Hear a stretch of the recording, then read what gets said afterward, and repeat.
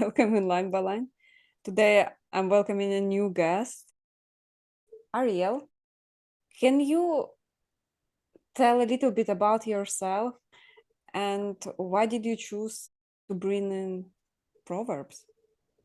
So yeah, I'm Ariel Rozemberg. I'm a third year student. Well, I've been here for I think 4 years, but I'm a student at Arizona State University. I'm double majoring in anthropology and religious studies, but with a specific focus on the First Temple Israelite period. And so the reason that I'm bringing up Proverbs 31, or it's also better known in Jewish tradition as Eshet Chayil, or a woman of valor. And actually, the reason why I'm choosing this is because it's one of my favorite songs, but it's also one of the most important songs that's sung on Friday night on Shabbat in Jewish homes, and it's really important that Jewish men, that husbands honor their wives with the song, as well as children honoring their mother. And there's a lot of scholarship that's been done on this as to like what it's talking about, who it's talking about. Some people say that it's referring to Sarah, the wife of Abraham in the Bible. Some people say that it's just generally referring to like, the archetype of, a valorous, or, like the type of woman, or I mean, essentially the type of person that you should be, but in this case, it's specifically talking about women. But one thing that I like the most is that even though this is something that you can find, goes back, over 2,000 years, it's not purely looking at women for their, ability to generate life, or within their context of, oh, this is what, like basically only looking at women within the context of their children or their husbands. But in this context, you actually see that's the children and the husband praising her, but not specifically like, oh, it's because all this stuff that she does for us. It's more so the like character virtues in general. But but yeah, it's I could talk about this for forever. Oh yeah, I was going to say also, and my channel is Ashra's Orchard. I don't really have a whole lot going yet because I've just been so overwhelmed with school, but I have some stuff that I have in the works. I just need to actually kind of get it out of my head and into reality. Wow, I am so looking forward to it. By the way, this episode premieres on Friday. Oh, Oh, perfect. yes, exactly like I meant it. And yeah, please enjoy and hopefully over dinner. Yeah, so this text, Proverbs, or in Hebrew Mishle, which means like, I mean, it's kind of hard to translate, but like either like example, or like there's also this concept of like mitot mishlim, or staffs of rule, or so there's also this concept of like ruling, or like ruling over. I don't know. It's very, very obscure, but it basically is a book of examples, but it's also full of like wisdom tradition. So it's not as simple as, oh, these are just, ways of explaining God, or, the Bible. It's like there's something deeper to it. But but yeah, so this is from the Hebrew Bible, from the this would be from the writings, or in Hebrew Ketuvim, and that's the last part of the Hebrew Bible, which is the Tanakh, or the Torah. So the Torah is the five books of Moses. The Nevi'im is the prophets. So that's like Isaiah, Jeremiah, Ezekiel, and then you have the writings, which is Ketuvim, and so that together forms a what's the word, like a acronym. So Torah, Nevi'im, Ketuvim becomes Tanakh, or Tanakh, because the letter can be both ka and cha. But yeah, so it's from Jewish tradition and from the Hebrew Bible. Excellent, thank you. So So I'll read the Hebrew and then I'll translate it bit by bit. And then also because want to avoid copyright and everything, I'll sing it myself. I don't know how good my voice is, but so אשת חיל מי ימצא ורחוק מפנינים מרחק, and then it goes to the next line. But so Eshet Chayil mi yimtza. So Eshet is woman or a wife. Chayil is valor. But interestingly, there's also a play on words that you'll later get with Chayil and Chai. So Chayil is here. Chayil, it means strength or valor, but it also is the same root as actually. I'm not 100% sure, so I'm not saying this with certainty, but I think it's connected at the very least a play on words, at most maybe a connection linguistically to the word for soldier or warrior. So there uh, yeah, force or army. So yeah, I wasn't misremembering that. So it's this context of like not just someone who's like valorous, but it's almost a type of like valor in combat. And so interestingly enough, I've actually heard this verse explained as the Jewish Wonder Woman because Eshet Chayil, woman of valor, wonder. You can draw the connection, but a woman of valor or a strong woman, miyim sa, who can find her?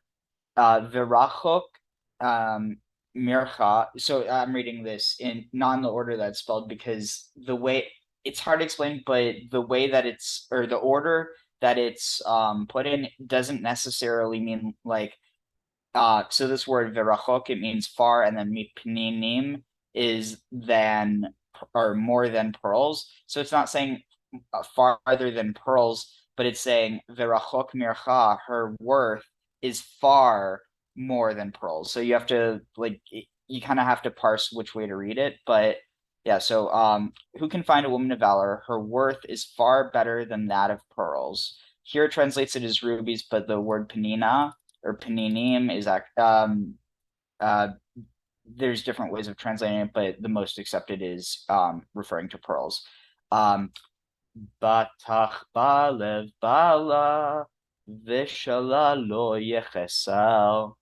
So betach ba lev bala, the heart of her husband, lev bala, betach ba, trusts in her.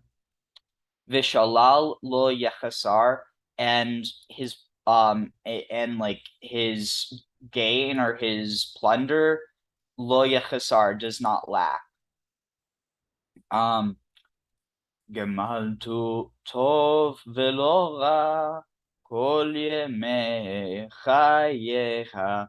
So here you have that word for life. Chayeha is her life, but with Chayil and Chaye, it's there's definitely a play on words. Also, so the chapter so Jews read there's like an order to how you read the Torah. And so on Simchat Torah, or it's like the joy of the Torah, is when Jews start over reading the Bible. So it's like a yearly cycle. And so basically where we are now is the chapter of Chaye Sarah or the life of Sarah, which interestingly is actually about when Sarah dies, but that there's a connection between this verse and her and yeah, I'm not sure exactly the connection, but there definitely is like or at the very least it's because it's about honoring the life of Sarah, and so that's how the connection's drawn. But yeah. So wait, how did I right, from Chaye. So Gamal too, so this is actually from the root for camel. Gamal is to deal fully or recompense or to grant or to like what is it like it's hard to deal bountifully with to repay to deal out but so this word gamal is so in Hebrew gamel is wait, is it Gamal or Gamal? Shoot, sorry, I woke up relatively recently. So, but yeah, so it means camel, but in this context, it's like you bring from afar in the way that a camel brings good from afar.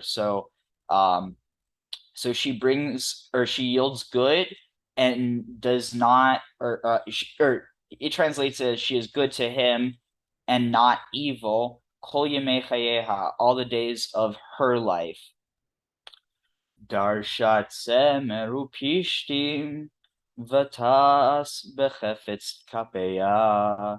So she seeks out tsemer, wool, upishtim, and flax or like linen, vitaas, and she sets her hand or she makes bechefetz bechefetz kapeya with extended hand. So chefetz is extended or pleasureful, so it's like you're extending willingly and with joy.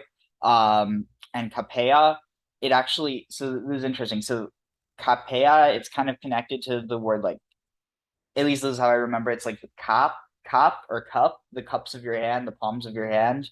So she sets her hands, but literally her palms to work. Um, this is where it gets really interesting. Haita ke'ani otzocher memilchak tavi lachma. So haita ke'ani otzocher. Haita, she is, or yeah, she is keaniot, like ships, or some translations have this like a merchant fleet, but basically it's plural for ships. She is like ships, socher, merchant ships. Wait, is this? Yeah, merchant ships. Mimerchak, from afar. Tavi, coming to bring, or I mean that's, to bring is the contextual part, but tavi lachma, to bring bread or food from afar. Um, Vitakam beod laila vititen teref lebeta v'chok lenavotea. So vitakam beod laila, and when it is still night, she rises. Vatiten teref lebeta. Um, so so she can yield or get tariff. Literally, this is prey, but it could also be like food. So it's like food that you acquire as opposed to grow. So I mean, probably like this might be in the context of, honestly, I don't know. It's an interesting. Apparently, it can also mean leaf though. But yeah, weird context. This also might be in the context of if it's referring to like this figure like the mother of Israel, which is itself very obscure. It might be drawing on this like symbology of her as a lioness, in which case it could be like she's hunting prey for her cubs, in which case that would make sense. But mm. And also like she gets up while it's still night to get the food. So it's almost like it seems like it has this context of hunting, even though it's not literally. But v'choch le narotea, and or oh lebeta v'choch le narotea. So for her house and the what is like judged or allotted for her maidens. Um Zama sadea v'tikacheu mipri kapea natakarem. So Zamam Sadea, she devises over a field, Sadeh, Vitikacheu, and she acquires or she seizes it. Like it's, she kind of like, she buys it up. Mipri Kapea, from the fruit of her hands or her palms. Nata Karem, she plants a vineyard. So like not literally from the fruit of her hands, but like with the labor of her hands, she plants a vineyard. So like I don't know. I think this is really interesting because she's literally the one planting a vineyard. She's not hiring someone to plant it. She's doing it herself. Um, Chagrabit. Wait, hold on. Where is this? Oh yeah. Wait. Zamam sadem v'tikacheu mipri kapea netakarem chagrabeos matanea v'tametz zorotea. So Chagra, this is actually also the same root as Chagar. Actually, not 100%. Is it? I'm actually not going to say that if I'm not certain. I think it is, but I forget if Hagar is Hagar or Hagar. But anyway, so this word Hagar or Hagar means to gird or like to, to strengthen. Chagra be'oz, she girds herself with strength, be'oz. Matan, Okay, this is interesting because that's how it translates it, but literally, Chagra be'oz matanea, she girds with strength her loins or her hips. V'ta'ametz, and she strengthens zarotea, her limbs or her arms. But I think you could argue all her limbs. Was it? Sorry, I'm losing the scheme in my head. Let's see. Chagra be'oz matanea v'ta'ametz zarotea. Tamakitov Sachra lo yichve balayla nera. So Ta'ama Kitov, so this is interesting. It says she sees that her business thrives, but literally Ta'ama, she tastes Kitov, that it is good, Sachra, that her merchandise is good. Lo yichave, she was it Balayla Nera, at night her candle lo yechave, does not go out or is not extinguished. um let's see. Wait, Tama Kito Sachra, wait, Tama Kito Sachra balayla nera yadea shilcha bakishor bekapea tamchu kapalech. So yadea shilcha, she sends out her hands bekishor, onto the spindle whorl or distaff. I'm guessing this is like a probably like the loom. The kapea tamchu palech falech, and her hands, tamchu, grasp the spindle, falech. Um, Kapa parsaleani veyadea shilchalea evyon. So kapa parsa, her hands parsa are spread out, leani, to the poor, or the poor, afflicted, humble, wretched, or needy.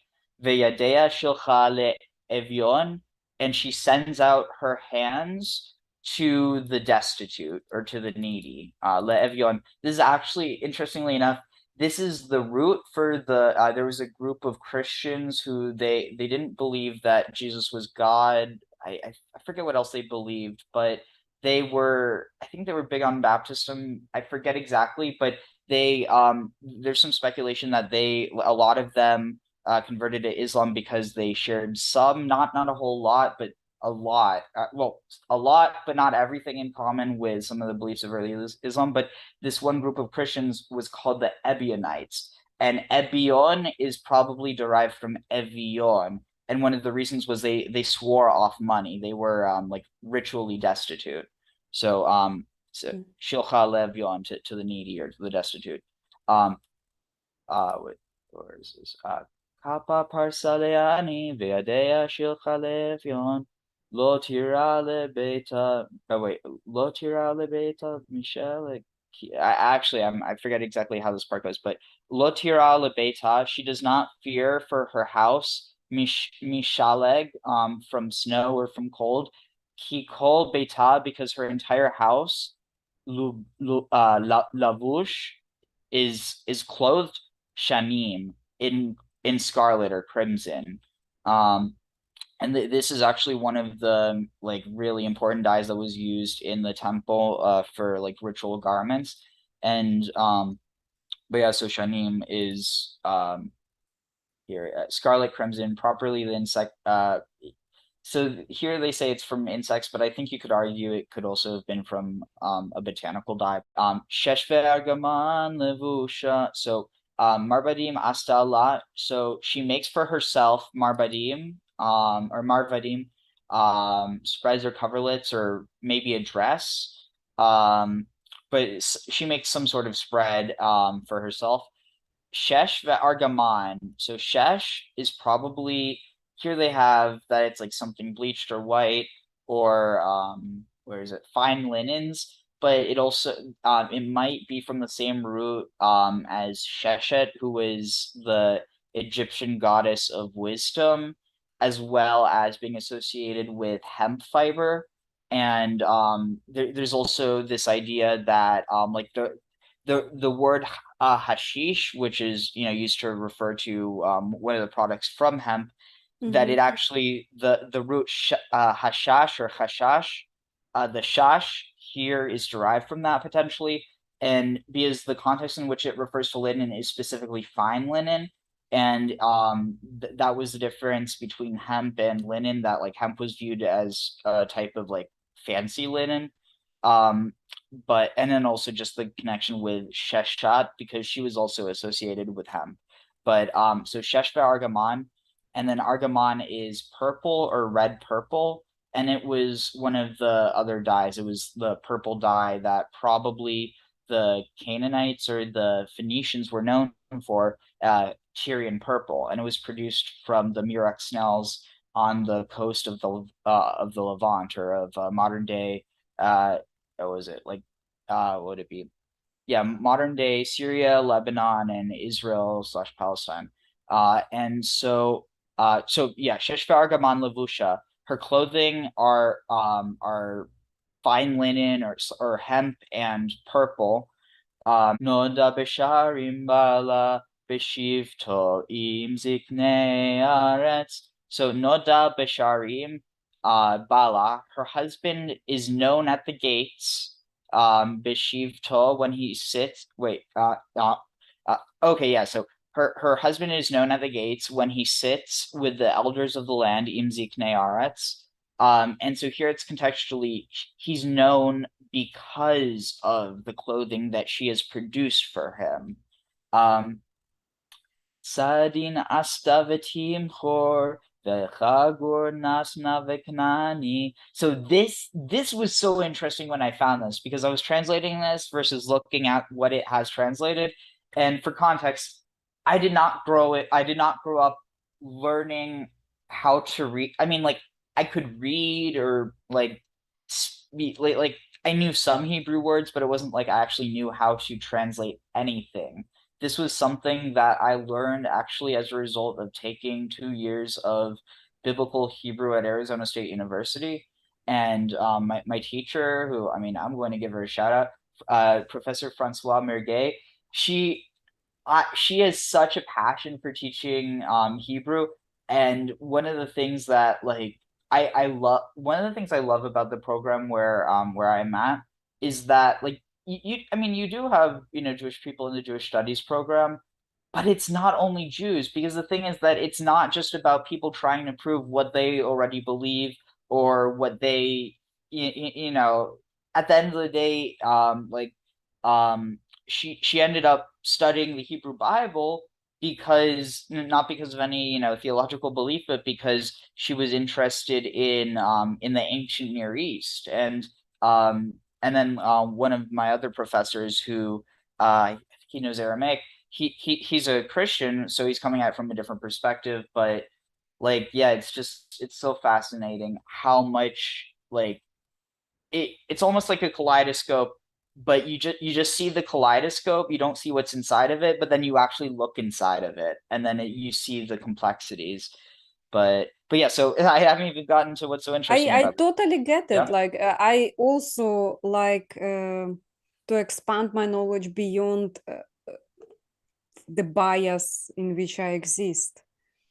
Like not to be in my confirmation bubble, but to learn new things. I'm completely bewildered by that. Mm, I wish we could discuss some of those lines and I would give some projections here, but like I can listen to. Mm. Yeah, and I think maybe like after I go through like a deep analysis, we could just read through it again and then or you could give me your thoughts on that. And because Oh, excellent. yeah. So So Sadin here, I think this is probably connected to the word satin because satin is actually taken from, I think, a port or it's a location name in China. And with items of trade, they always, for the most part, unless you're dealing with like another name for it, the main name is kept. So in this case, satin becomes sardine, but here it says cloth, like she makes cloth. So because it's a cloth or a linen wrapper, rectangular piece of fine linen worn as outer or night as a sole garment. That that's satins. But yes, so Sadin asta v'timchor, she makes satins and she sells them. The chagur natna lekanani. The chagur and a belt or a girdle, natna, she gives lekanani. Here it says merchant, but literally Kanaani is a Canaanite. And if you're not reading this in the oh Canaanite bad paradigm, this is referring to the Phoenicians who were basically the people who really uh, global or maybe not globalized, but regionalized trade within the Mediterranean and even further than the Mediterranean, actually. And they also spoke a Semitic language. So there's actually some speculation that certain populations that are seen as Canaanite are actually Israelite, and that the Israelites have a lot in common with the Canaanites, but that primarily it's a difference of roles and of like social and religious roles. But so she offers this, she gives it to the Canaanite. Canaanites are seen as bad in a biblical context, at least the way that it's written. So it's interesting that she doesn't even sell it to it. She well, yeah, because she doesn't mahar, she doesn't sell it, she gives. She devotes or she like bestows. This is interesting. So this was probably written in a time before Canaanites were seen as exclusively bad, possibly because this was written in a Canaanite context and then it's later adapted to fit one where it's, oh, like how this makes sense in a Jewish context and then later within a larger monotheistic one. But um, so Oz veha wait, yeah. Oz vehadar levusha v'tischak leyom acharon. This is really interesting because here it says she is clothed with strength and splendor. She looks to the future cheerfully. But this is just such a wimpy way of translating it, frankly. Oz vehadar levusha. She is not clothed with strength and splendor. Strength and splendor are her clothing. Like it's the way that you say it, but then also she doesn't look to the future cheerfully. I mean, she does, but here literally v'tischak, and she laughs or she even mocks leyom acharon, to the last day or to the final day or even to the to the end of days, depending on how you read this. Because it's not leyom achar, the last day, it's leyom acharon, to the last one day or to like the final day. Let's see. Pea patcha wait. Pea pat wait. Pia patcha v'chochma v'torat chesed aleshona. So Pea, her mouth, patcha, she opens b'chochma in wisdom. V'torat chesed, and the Torah of righteousness, or like the Torah of kindness, or the I mean, there's so many different ways to translate this. I think the one that I sent to you was like the Torah of loving kindness. Is al lishonah, is on her tongue. So or like it's on the like the tip of her tongue. Basically, it's what she's speaking. Um. So wait, let's see. What is it? Pia patcha v'chochma v'torat chesed al lishonah Sophia Hilchat Beta Belechem Atzlut Lo Tochal. So she oversees or she scouts, she watches over Halichot, the goings on or the ways, but literally in this context, the goings on, Beta, of her house, Velechem Atzlut, and the bread of Atzlut, sluggishness or idleness. lo tochal, she does not eat. Um, Kamu banea vayashua bala. Wait. Kama banea vayashua baala vayahalela. So here, this is interesting, and so Kamu banea, her children, her children like rise up. The Ashrua, here it says declare her happy, and this is interesting. So this is actually derived from Asher or Asherah, which is part of the name of my channel, Ashra's Orchard.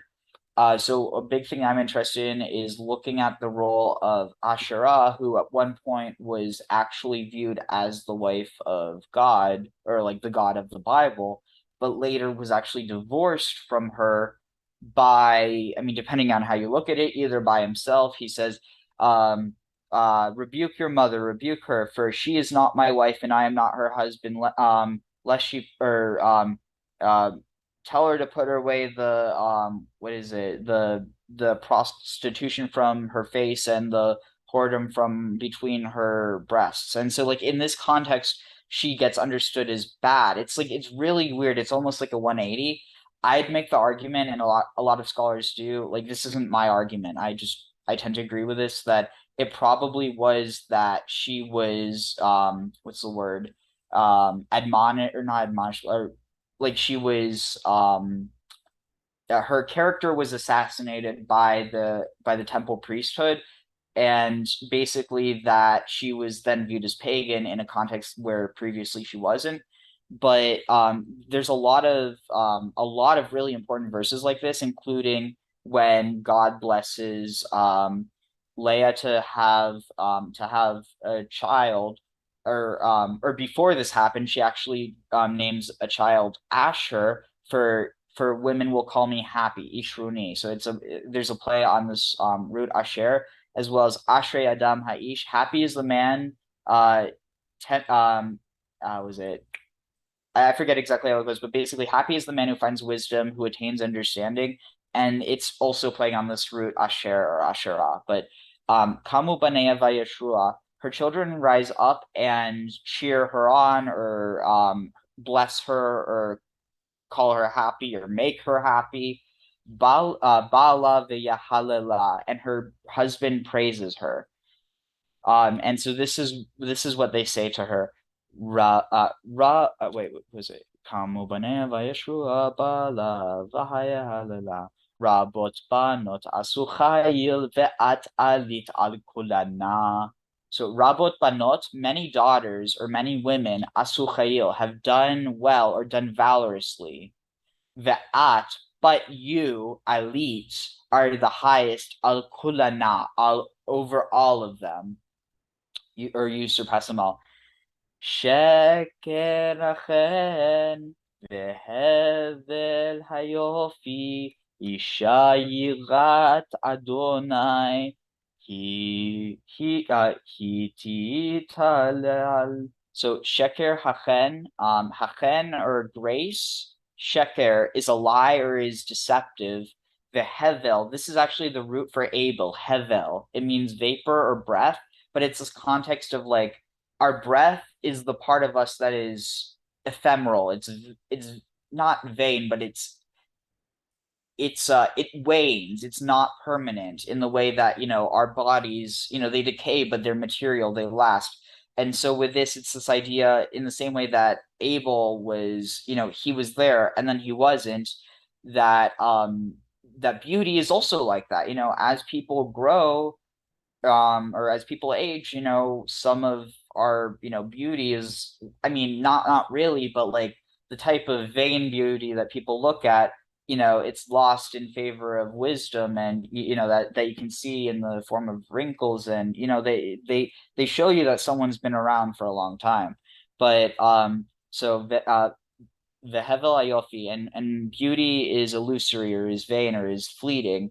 But Isha Yirat Adonai, but a woman who fears the Lord, he titalal, she should be praised. That is a woman to be praised. And so also this is one of the beautiful things I'll go over after this, but this is the last line. Tenula, tenula, mi priyadea, vai alleluia, bisharim maseya. So tanula, tanula, give to her, mi priyadea, from the fruits. So this is interesting. From the fruit of her hands. Or tanu, no, wait, this is, yeah, give to her from the fruit of her hands the halelut and besharim masaya, and let her works be praised in the gates. But this is interesting. So give to her of the fruit of her hand. In this context, I think it's actually saying that she is the land. So there's this like additional context that she's actually like the land that's giving of all this stuff that produces all these great things. Because it's saying extol her, or but here it translates it as extol, but literally give to her from the fruit of her hands. Why do you need to give to her from her own hands? There's something else going on here. But one of my favorite parts is let's see, yeah, if you look here, so Eshet Chayil starts with an aleph, betach ba, bet, gamaltu to, gimel. So aleph, bet, gimel, dalid, hey, vav, zayin, get, tet, yud, kaf, lamed, mem, nun, samech, ayin, hey, sade, kuf, resh, shin, taf. So it's literally like I forget what you call it, but it's like how if you have like um it would be like if you have a poem like a bird came well, and it kind of breaks down because it's something that's much harder to do with like a language like English, but basically it's literally going like A, B, C, D, E, F, G, which is there's like a very deep meaning to that in Jewish tradition. That's kind of this idea that the whole world was created through the alphabet, like the Hebrew alphabet. And it's basically like each letter represents something else. So like an aleph represents an ox head, or like it represents power, and then a bet represents a house, a gimel, a camel, dalet, a door, so on and so forth. But yeah, I was wondering, do you have any thoughts on this song? Okay, so I caught on a word which I heard chokhma, and you said it's wisdom. Oh yeah, So in Russian, chokhma, it's something you laugh at, something absolutely ridiculous. So the actual word chokhma, it's an existing word in Russian. It means something absolutely ridiculous.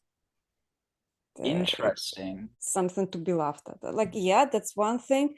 Then another, you said so each first word, if you read them, they would be like in alphabetical order. So they would start like A, apple, B, B. If you close the stream, possible? Stop share. Yes. So 13 was very special.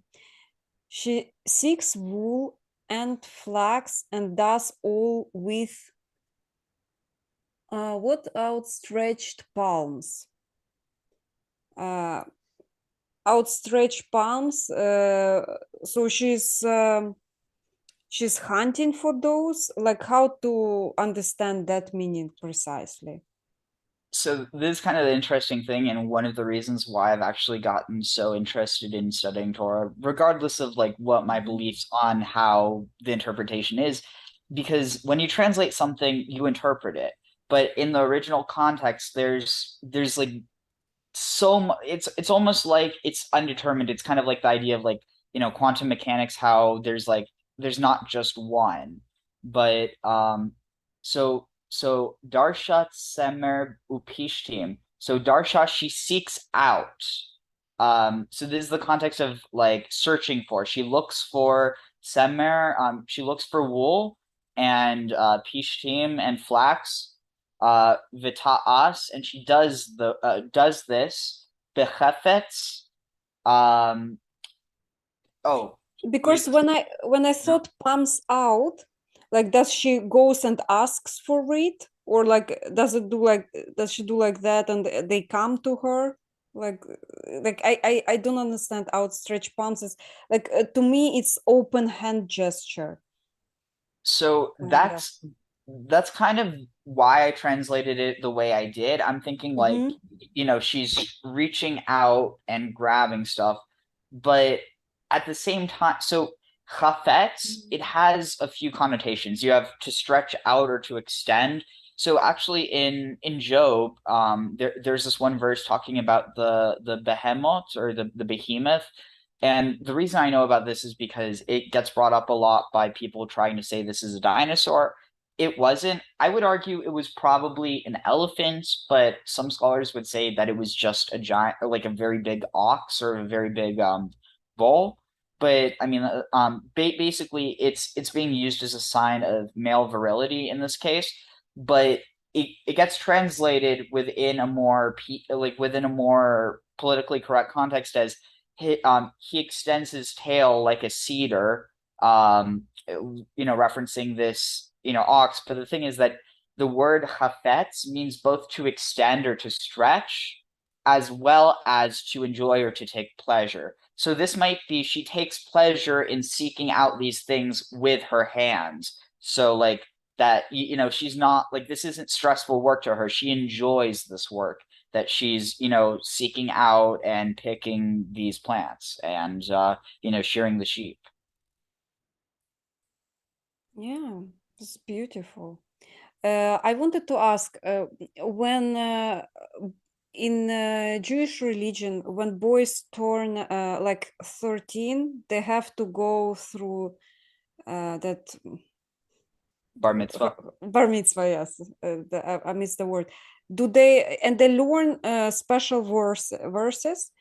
Is are those are some of the verses, or boys precisely learn the same but for guys? Like So perhaps there are proverbs for boys. so no, so Proverbs, this is something that like is just people know that. I mean, given actually, I don't know when. Wow, I don't. Now that I think about it, I don't actually know where I know this from. I think it's like even though it's like so deeply rooted in my memory, it's like it doesn't feel like I actually learned it like early on. I don't know, but basically, so Proverbs. This is from Ketuvim, from the writings. It's not as important. Like for instance, the part that's believed to have been so Jews don't, and this is the tricky thing. If you were to ask, most Christians or most, probably even Muslims, about, is actually, I'm not sure about Islam, but at least with Christians, you were to ask them, is the Hebrew Bible, is it the word of God? They'd say yes. If you were to ask Jews, they'd say no. The Torah is the first five books of Moses, and Okay. but so the rest are just like they're cultural and historical texts, and they're important, and like you have a lot of prophecy in that. But at the end of the day, they're not like the ones that are read in the Torah. So the cycle it goes through the first five books of Moses, and that's it. But so like for instance, my parsha or so parsha this is interesting. So that word Mm-hmm. parsayade or like she spreads out her hands. That word parsha is also the same word for parsha, which is like a chapter in the Bible. And so it means like it's kind of like spreading out the Bible into different chapters. But so my parsha or my chapter was Noah. And so I learned how to read Noah. But really, I didn't learn how to understand it or to read it. I learned how to recite it. So what I didn't actually know what I was reading. I mean, I could read a translation, but like it wouldn't be like now when I read Hebrew, I can translate in real time. It certainly helps if I have, like resources in front of me where if I don't know the word, I can look it up. But I think what's key here is that was it with oh yeah, so basically with bar mitzvah, um and also now that you have like more modernization and was it like more focus on women within especially like Western countries, there's now bat mitzvahs as well, which didn't used to be a thing, and so now you have girls reading from the Torah as well, though that's not really done in Orthodox tradition, though I think there are some like some types of Orthodox where they'll have a bat mitzvah, but that the yeah, one of my friends, his sister, I think she read instead of reading from the Torah, she actually read from the scroll of Esther during Purim. And so that was kind of like because at the end of the day, the whole point is that it's a coming of age that you learn how to read so that you can read, and that's kind of understood as, when you're able to read the Torah that that you've come of age. But obviously within a modern context, it's not like, okay, now you're ready to get married because you know how to read Torah. It's, not like that anymore. But yeah. I mean, you learn to look for wisdom. I think that's the sign of your adulthood. And okay, to summarize, in bar mitzvah or bat mitzvah, like, Yeah. you read from the first five books, from the actual Torah, five books of Moses, right? But that one is from further interpretations, the book of Proverbs, let's say, or something like this, right? Yeah. I did not know that distinction. Yeah, Yeah. And that's so interesting. one of the things that's also really interesting that you brought up when you talk about, I mean, given I mean, I'm definitely going to look into this because I'm a philologist. I love the history and like the study of languages. But when you said that, chokhmah, that like in Russian or like in Slavic languages that it has this context of like laughing, I wonder because here where was it? Well, I'll just read it. I don't need to pull up, but uh oh wow. Okay, this is huge. So it goes, Oz v'hadar levusha, strength and splendor are her clothing, v'tishchak liyom acharon, and she laughs at the last day. And the right next verse is Piyat patcha v'chochma. She opens her mouth in wisdom. Maybe laughing at the last day is her opening her mouth in wisdom. It seems like there might be a connection between like it's almost like a type of cheerful laughter or like you know what I mean? Yeah, in Russian, cheerful laughter itself, or to laugh cheerfully, so it's a verb, хохотать. Хохотать, and something you laugh about, even cheerfully, is хохма. Хохотать, хохма, that thing. Oh That's wow, how it happened. that's amazing. I wonder where that connection is because there's got to be something there, and even if there isn't like a direct connection, it's kind of like that's Yeah. eerie. It's like there's something there even if there isn't. But Yeah. yeah. Plus, Chokhmah is a really old verb. Like it's not one of the modern words. It's like one of the earlier Slavic words, like Also, older ones. so there's also another interesting connection. So, this concept of, bringing goods from afar in the Bible, the people who did that, and oh yeah, wow, this is a huge connection. I think there must be something here because one of the peoples who were responsible for bringing merchandise from afar, like uh so it was the Scythians, and the Scythians inhabited, well, I mean, they were all over the place, but they originated and culturally were probably most similar to was it like Slavic peoples today, and like they inhabited Oh. modern Ukraine, like everywhere is from like Eastern Europe all the way to the Eurasian steppe to the Middle East, but Mhm. they had they established towns like because so they like trading posts where they would go from one town to the next. So you would have Scythian towns, but one thing that's interesting there is that so like where was it?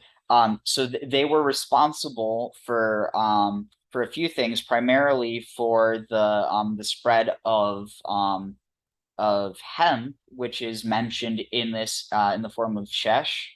Um, but on top of that, they were so because they were able to like they really like they really associated themselves with hemp. They were able to because the fiber was stronger, they were able to tame better horses, and as a result, they became known as they became famous as horse-mounted archers. There's even I don't know if this part was true, but like Herodotus writes about how the Amazonian women how they would cut off one of their breasts so that they could better shoot bow and arrow. He Yeah. wrote a lot of myth. Like for instance, he writes about these flying snakes in Arabia that didn't exist. It was trying to mythologize the reason why you have these fossils of what look like flying snakes. But Yeah. what's interesting here is that so the Scythians were also known as being like really good warriors, and they actually created what was later known as the Parthian shot, which is where you would have the and so this is the other thing. It was actually Scythians who were hired as mercenaries by the Persian or by the Parthian Empire. And so it gets later known as the Persian or the Parthian shot. But basically, it's this maneuver where they would, while riding forward, running away from someone, they would turn around while they're still, on horseback, and they would shoot backwards. And so this basically made them like what's the word invaluable in combat. And on top of that, that's why they were able to have so much influence. But there is some theories that this role of kind of like this almost like divine woman, or in the context of early Israel, like where you have this figure that's being worshipped as the wife of God, whether she was like originally from that land or not. That there's some theories that she was actually introduced by the Scythians because of the fact that all the lands where the Scythians went, so did Asherah.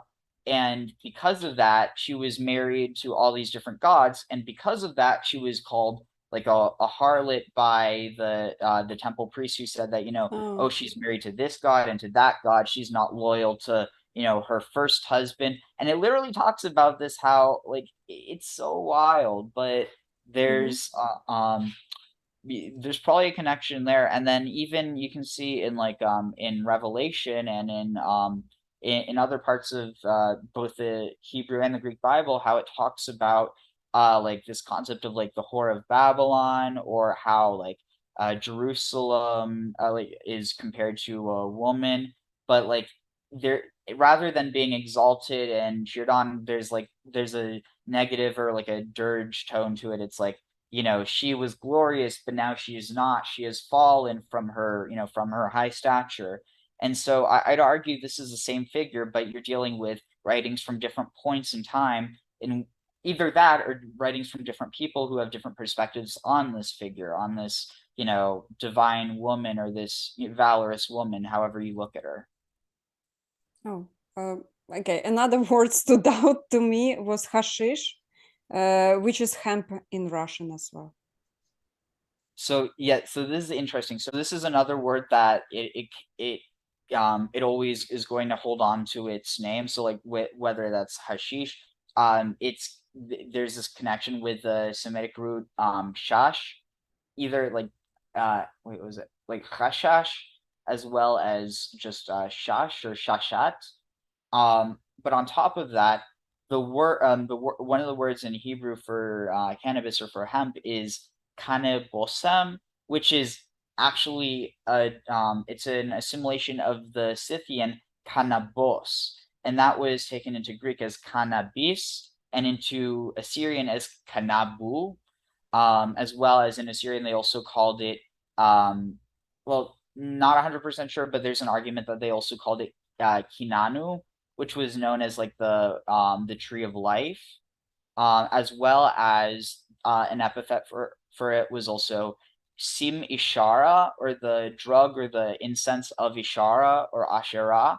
And so there's a lot of connection between the Scythians, Asherah, cannabis, and even just like the ropes and the clothing, the garments, and even the clothing that Jews are supposed to be, well, Israelites and then later Jews are supposed to be buried in, is it's supposed to be nowadays linen, but literally if you read it, kanet.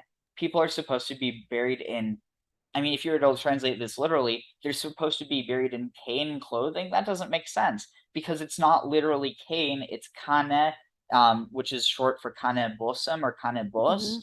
And the rabbis write about this, how this word is referring to how kane bosem is referring to cannabis. And it's something that actually, so Mm. a Polish anthropologist, Sula Bennett, was actually the one who did a lot of this research and realized the connection between cannabis and cannabosum.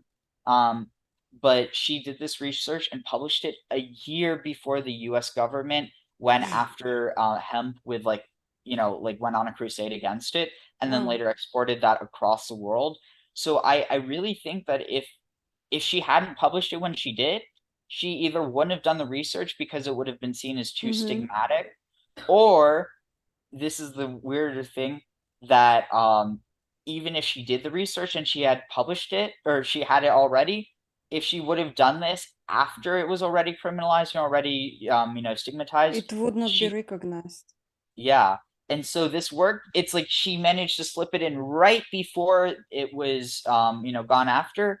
And then Mm-hmm. in the 70s, a bunch of hippies kind of stumbled across her work, and one of them ended up taking it seriously and has really Mm-hmm. been pushing it. And his name's Chris Bennett. He's actually, I really credit him with the reason Mm-hmm. why not only I'm interested in the history of cannabis, but the history of Israelite tradition, and further the just the history of I don't know, humanity, because I think that in general there's a lot of connections between all this stuff. There's a lot of theories that cannabis was actually one of the first plants to be domesticated, and that would have a lot to do with being able to, like, if you're able to domesticate that, you're able to, for instance, make clothing that's much better and able to withstand the weather and the elements than other stuff. On top of that, you're able to tame better horses. You're able to, because of all the rich foods in, or the rich vitamins and stuff in hemp seed, and just like it's such a key part of so many cultures. And then just as a result of the war on drugs, which is really a war on people, and it always has been, it then gets viewed as like, oh, it's this evil thing. And I think there's actually probably a connection between how this woman in, or like, not even a woman, like she's more than a woman, but like how she's viewed in some context later on as like, oh, she's wrong, she's going to lead you astray, don't listen to her, follow God and God alone. But the thing is that she's understood as the wisdom of God, so like you can't really separate the two. And I think there's probably also a connection between that. Like, for instance, how in Egypt, the goddess of wisdom, Sheshat, was also the goddess of cannabis. And I think it's not as simple as like, oh, I'm going to smoke some weed, I'm going to get some weird ideas, and that means I'm wise. Like, no, it's beyond that. I mean, obviously, there's some people who have come up with some pretty, I mean, especially musicians. A lot of musicians have used it to gain inspiration, but it's not just looking at it as that. It's also looking at what it's been able to produce for humanity as a plant, not just as a feeling that it can induce in humanity. Cool. Yeah, I mean, uh, I don't know if basoi means anything, but like when you say cannabis, cannabis, and it was like basoi, basoi. It means barefoot and poor. Yeah, If I'm it I'm has not. any meaning to it. So I have so because so So I'm trying to think. I don't think so because the important like the root is not so much cannabis as much as it is cannab. Or So, so cannab yeah, so does not. cannab actually ends up becoming so ka and ha are connected and so are na and ma and pa and ba. So ka becomes ha, na becomes ma, and ba becomes pa. So kanab becomes hamap or hanet, hemp. So they're from the same root, even though it doesn't seem like it. Okay, so those are not connected. Mm. I have seen too many good people lives being ruined. Like I don't know if you have seen Andrew Huberman's podcast on cannabis, and he said regular intake of cannabis for people whose prefrontal cortex is not yet developed will lead, because cannabis, it's actually the things that we already have in our body, like this THC, CBD. Our body self-generates it. The reason why it feels so good, because like we have endogenous cannabinoids in like we can produce it within our body. But if pregnant women smoke cannabis, they already kind of stop the development in the fetuses that produces by itself, because the intake is from outside. So on one hand, it does kind of relax a person and gets rid of some anxiety. On the other hand, if taken more than twice a week, and more than twice a week, it's already on a regular basis, is considered. It's seen as a supplement of THC in your body, and that thing that produces it stops doing it. This means you have to do it till the rest of your life. Otherwise, that psychological self-regulatory mechanism starts working completely. Just like your body will just no, you have to take it from the outside as your body is used to. So I don't know how much it's connected to wisdom, though. It's like anything that is addictive for your body, and unfortunately also the level of excellence on cannabis is low. So people who, even though they become highly open, the quality of their work suffers. So they will do like the level of excellency drops massively. Really, I that's think what I have observed. I think it's also very dependent like on the individual and how they're using it. It's kind of True. like so like for instance in my case like the reason why I'm able to look at that and see an association with wisdom in a way that other people might look at it and see like folly is because so with me because I have a chronic condition, it's a connective tissue disorder, and I didn't actually know I had it for most of my life, and it was only after I graduated high school or last year of high school that I got diagnosed with it. But eventually when I was away on a gap year program in Israel, actually. So like that's also where I really started to get exposed to a lot of these, you know, traditions in a way that I hadn't originally. Mm-hmm. But this is also when I started like really using cannabis for the first time, and um, I realized well, so most of my friends they were going out drinking because the drinking age in Israel is 18, and we're all over 18, or well, we were 18, so Mm-hmm. but after the first, you know, first month, I got sick of it, and like, I kind of the Yeah. way that most people like, might view.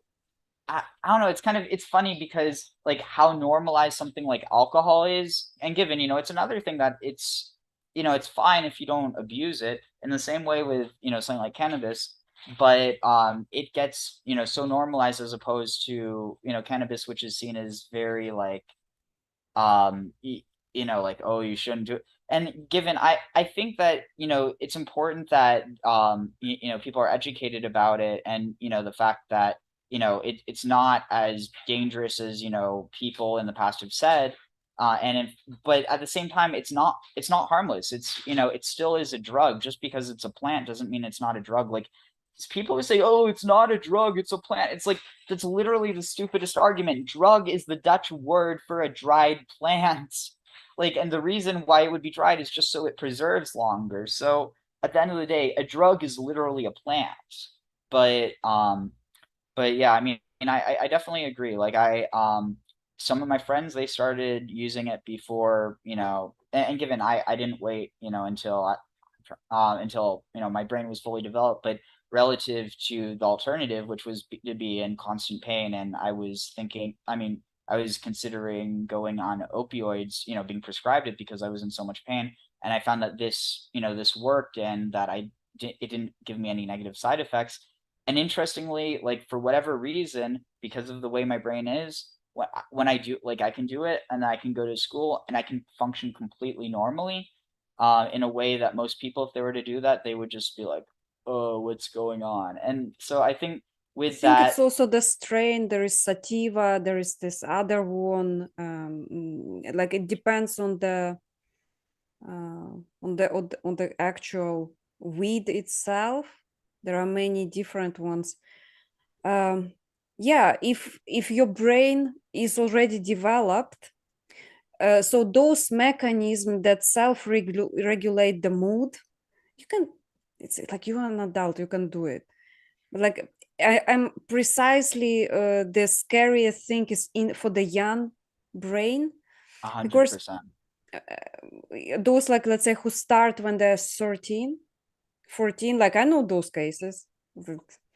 Like I'm a good friend, like my best creative partner was very unreliable. He's amazing, like he's great, like he's now back at the university.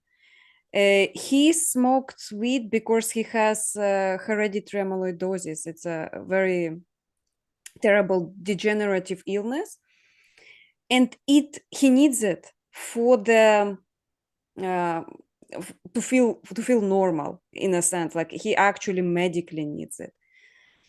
Uh, but I do see, for example, the negative side effects of it psychologically, like the dependence, also, um, let's say, very unreliable time wise, which actually uh, can prevent working together. Like you have to understand that this person, like if you will write, you have to be there. He will probably not be there, and that's difficult to work together. Like I'm okay with that. I have my ways of talking to people. But the thing is also what I noticed psychologically, if it's taken in order to numb the pain, so something hurts, something drills in your head, and you either go and get drunk or you just get stoned, and then it's easier. The problem is your brain doesn't look for a solution. Like you do not get healed.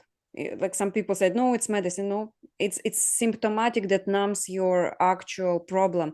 And if while you're numbed, you find the solution and you think about it, but calmly, yes, you can get healed.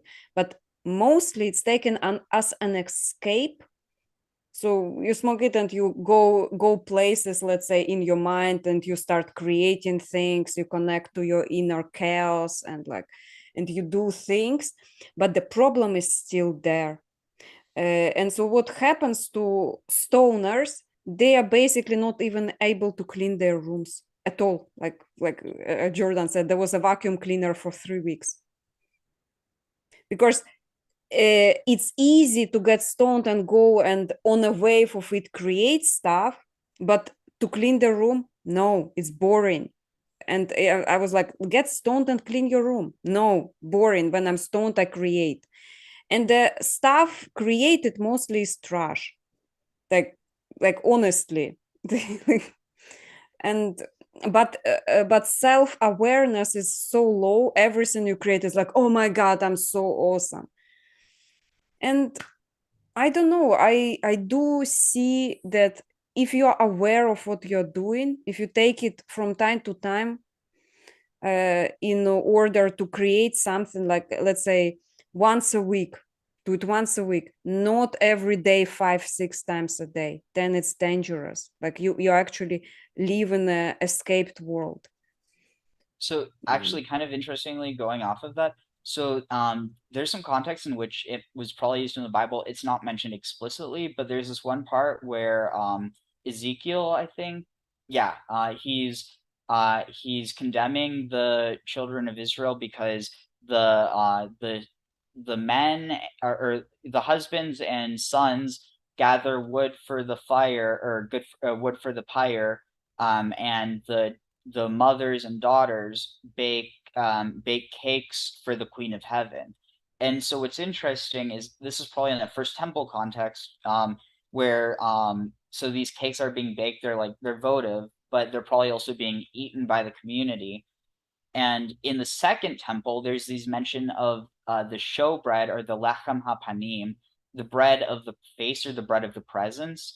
And I think the reason it's been called that is because when people ate that, they either felt like, given it also wasn't just what they were taking, but also the music in the temple and the hymns being sung and the architecture and the smells and the sights, like all of it combined. But so the priests in the temple, and this was just the priests, that they were supposed to eat the showbread, but they were only supposed to eat their allotted portion. And depending on who was the high priest at the time, the portion could differ. But so like it might be the size of an olive during one high priest, and during the reign of another high priest, it might have been the size of a pea, so a pea or an olive. But that if someone took more than they were supposed to, that they would be struck by a stupor and that they wouldn't be able to carry out their duties in the temple. And so like there's definitely this idea that like similar with any other medicine or even poison, that it's the dose that makes the poison. So something that's a poison can also be a medicine. It's all about how it's used and in what quantity, and also in what context. And one thing that I think is interesting is that like that cannabis is something that's used in a lot of the rites in the temple, but it also wasn't something that, with like at least within the second temple period, it was supposed to be like reserved just for the temple. And so it wasn't something that people were supposed to do. It was kind of this idea that it was like it was being used in a proper context, but that in a wrong context that people were abusing it. And I think one thing that's interesting is whether you look at this from a humanistic perspective or from a religious one, you can view it that people were abusing it. That like just because just because you might not necessarily believe that it's evil to bake cakes to the Queen of Heaven, it's like, well, what were they doing with these cakes? Were they abusing them? Were they like how is it affecting them? And it's something that I think it's definitely a worthy conversation, because I really have an issue when people try and be like, oh, cannabis is just a plant. I mean, like it is a plant, but it can do great harm and great good. But you can't just treat it like it's one or the other, because nothing in this world is, what's the word? Nothing in this world is monolithic. It's not just one giant thing and that's all it is. Everything is so complex. It's like it's a Fabergé, or like a paper mache of all different things, and you can't truly appreciate something without being critical of it as well. Yeah. If you appreciate something while you know the minuses of it as well, it can be from the escape route into fake reality. It can be a sacred plant that connects you to divine as well. It depends how you use it. If you use it too much, it loses its divinity basically. It's just like the same as alcohol. It becomes misused. At the end of the day, it's something that's so individual, in the same way that like you know you wouldn't tell someone, oh, you know, you like, I don't know, it's Depends like, also on the you know, strain that you're using. But there is this really nice mixtures that are actually beneficial, taken correctly, attuned to your nervous system. But there are those kind of really I don't know how hashish we call it, the cheap cannabis. We call it hashish in Russian. That actually makes a mishmash of your brain. I think primarily the connection between cannabis and wisdom isn't even necessarily one that's drawn between like the internal consumption, or maybe not internal consumption, but like for instance the recreational or like the like the entheogenic use. But you also have like the context in which it's just understood. Like for instance, one of the lines that was big is like how she's you know she makes clothing, she weaves it, and how you have this idea that like I'm not sure if there's a direct connection there, but like so the Torah, um the Torah is kind of like understood as being, it's weird, almost like the wife of God or like the bride of God. It's in a very esoteric way. It's not like the literal wife of God, but that you can actually see that a lot of Torahs that they're dressed in like in fine velvet clothing, and they're adorned with crowns, and it's really interesting because there's this idea that like basically there's this connection between wisdom and clothing and kind of that like I'm not sure completely about what the connection is, but there's definitely something there. But it's mainly about weaving. I think it's also the idea that you weave clothing as one weaves a story or as one weaves a tale or like a lesson. Yeah, that's interesting because to me that you build up your story until it takes form, and until that form is useful you can wear that form. It's amazing, it's beautiful symbolically. I was thinking the wisdom with the smile connected. It is, we go through the world. If you have a sense of humor, Jordan Peterson, he talked about his wife, said would have an argument. And then in the middle of the argument, Tammy would say something absolutely hilarious. And the argument is gone. And I was like, yes, that's the virtuous woman. She can actually, her wisdom was also to make the light of the situation. And it is true, the way we talk, the way we construct our sentences and thought patterns and stories, it's like weaving. It's excellent.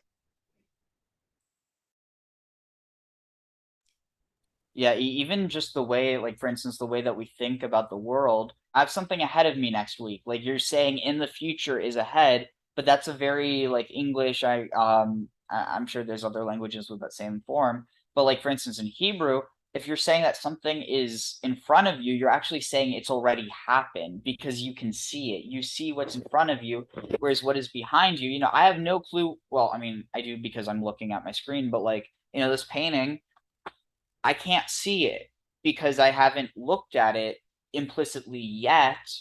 And so when I look at it, it becomes the past.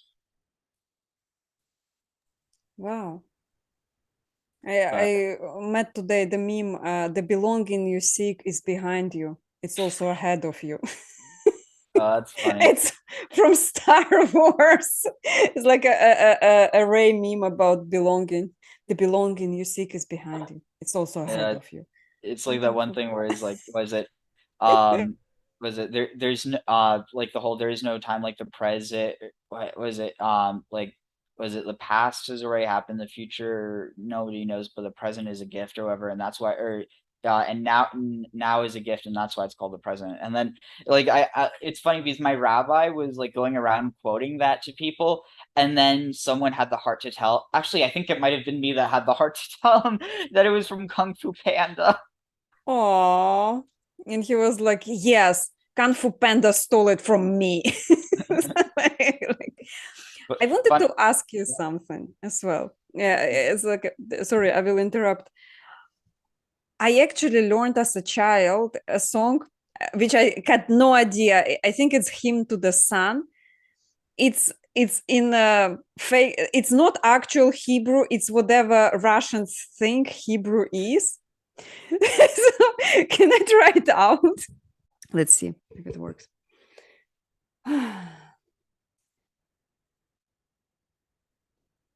Hava Nagila, Hava Nagila, Hava Nagila Neiranena, Hava Neranena, Hava Neranena, Hava Neranena Neasmiha. What do you think? So no, that actually is a Hebrew song. Hava or Haba, come, Nagila, be joyous. Wait, Hava Nagila, be mismecha, and ve mismecha, and be happy. So interestingly enough, from what I remember, the tune itself, I think, might actually be borrowed from like a Slavic tune. I'm not 100% sure, but the song, let's see. Oh no, okay, so Hava Nagila is one of the first modern Jewish folk songs in the Hebrew language. It went on to become a staple of band performers at Jewish weddings and bar or bat mitzvahs. The melody is based on a Hasidic nigun, or basically a song without words. It was composed in 1918 to celebrate the Balfour Declaration and the British victory over the Ottomans in 1917. It was first performed in a mixed choir concert in Jerusalem. So the lyrics, Hava Nagila, let's rejoice, or like come rejoice, Hava Nagila, let's rejoice, Hava Nagila ven nismacha, let's rejoice and be happy, Hava Neranena, come and sing, like literally enjoy, Hava Neranena ben mismacha, and be happy, Uru Achim, awake, awake my brothers, Uru Achim belev sameach, awaken my brothers in a happy heart.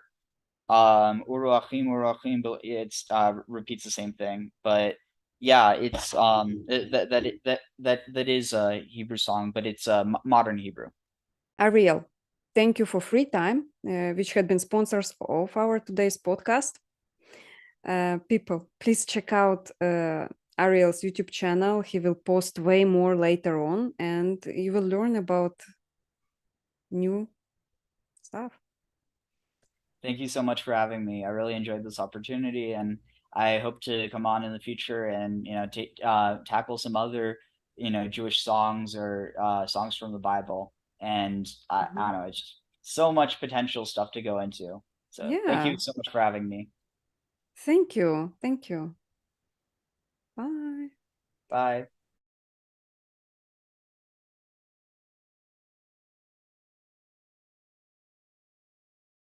That's just like interesting to me. That stood out to me, like in the Chokhmah, like really, like something